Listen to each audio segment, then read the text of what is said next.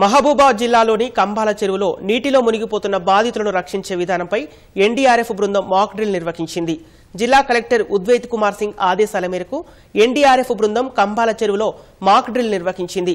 మానవ తప్పిదం, ప్రకృతి వైపరీత్యాల వల్ల సంభవించే విపత్తులు, అగ్ని ప్రమాదాలు, వరదలు సంభవిస్తే ఎలా ప్రాణాలను రక్షించుకోవాలనే వాటిపై ప్రయోగాత్మకంగా ప్రదర్శించారు. విపత్తులు సంభవించినప్పుడు అప్రమత్తతతో రక్షణ పొందవచ్చని ఎన్డీఆర్ఎఫ్ అధికారులు సూచించారు. ఫ్లడ్స్ వచ్చినప్పుడు ఏ విధంగా మనం రెస్పాండ్ అవ్వాలి, ఎవరైనా రాళ్ళు మునుగుతూ ఉంటారు, వాళ్ళని ఏ విధంగా కాపాడాలి అనేవి ఇక్కడ ఒక చిన్న డెమో చేసి చూపించాం.